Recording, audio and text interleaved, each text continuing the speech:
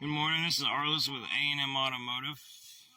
Got my work clothes on today. The last video I didn't have my work clothes on, but I got my work clothes on today. So I'm at a customer's house doing a 2006 Chevy Silverado oil change. Basically, this video, I'm just going to show you what I do on an oil change, because I offer oil changes, brakes, tire rotation. I mean, you name it, I do it. Unless I got to pull an engine out or pull a transmission out, I do it. Those are the only two things I don't do because it's just really time consuming. I know how to do them and I can. It's just really time consuming. And I only started this company about 2 years ago. So right now, I'm doing all pretty much. If it comes off the engine or if I got to rebuild it, I do it. I just don't actually pull engines and pull transmissions. I can, I just choose not to. So today we're doing an oil change.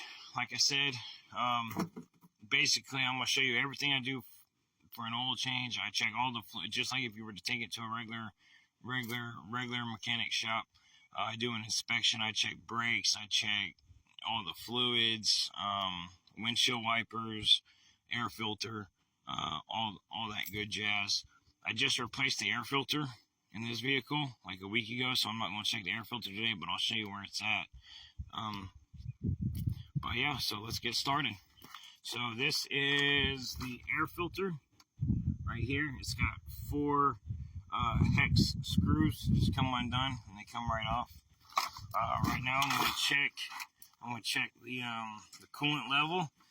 A big thing is never, ever take a radiator cap off, or unlike Chevy's, the radiator cap is built into their overflow tank.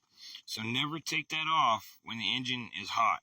Always make sure that you take those off when the engine is cool. Even if you're stuck on the side of the road and you got a leak, even if it's got a leak and there's barely a water into it, I know a lot of people still do take them off when there's a leak and they know that it's not going to, but there still is that chance it could.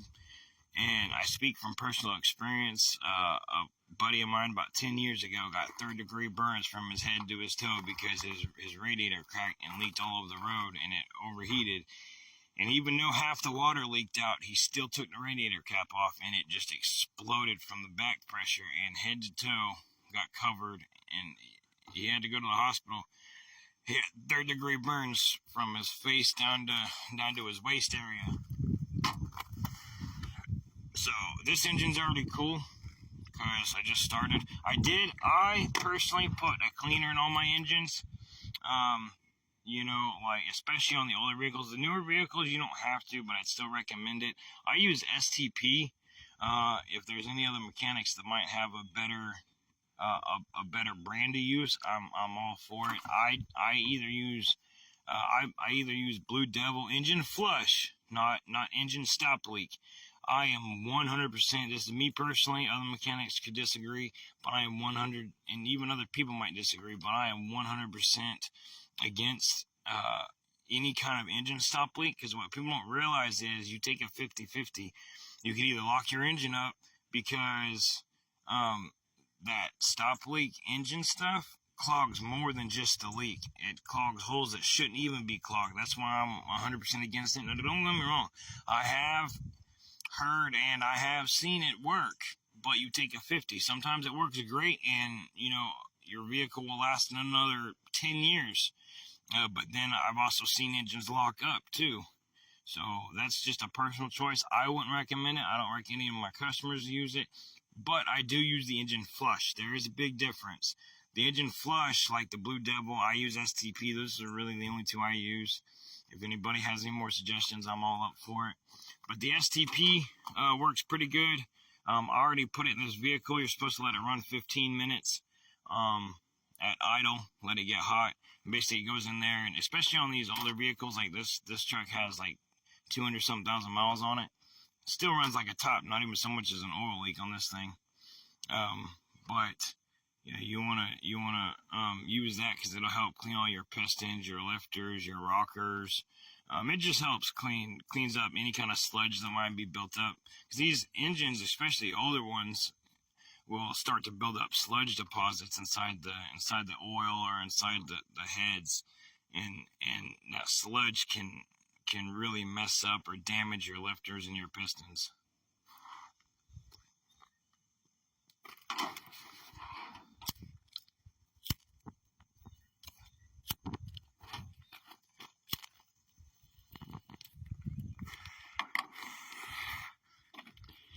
So I already let it run for 15 minutes, and it looks like my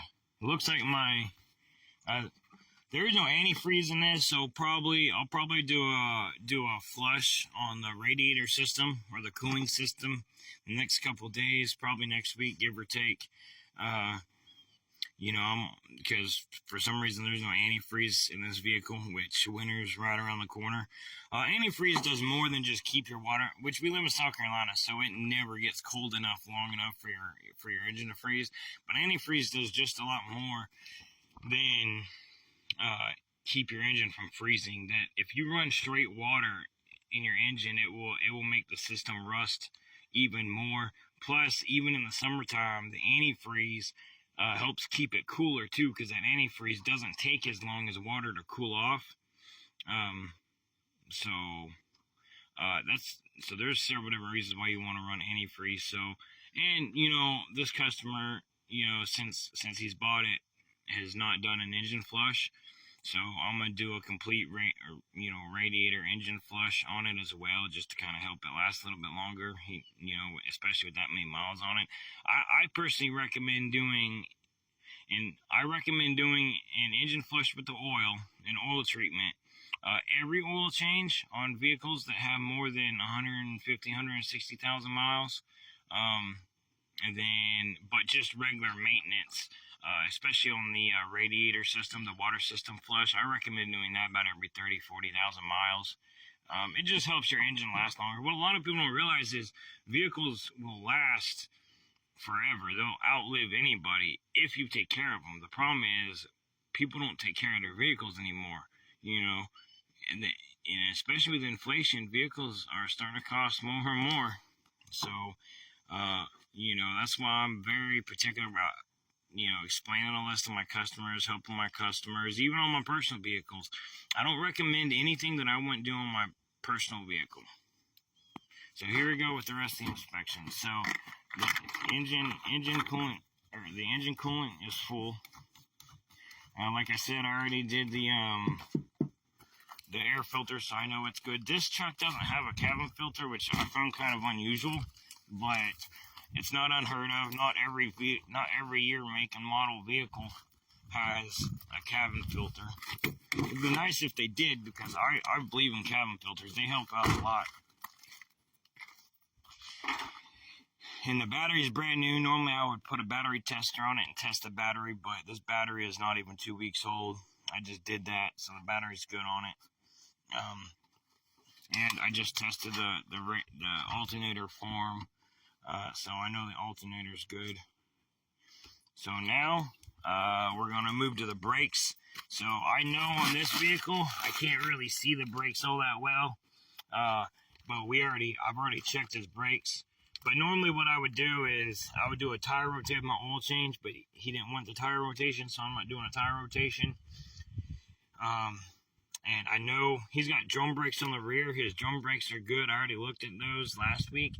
And he knows he needs front brake pads and rotors, because whenever he stops, you can kind of feel the steering wheel shimmy.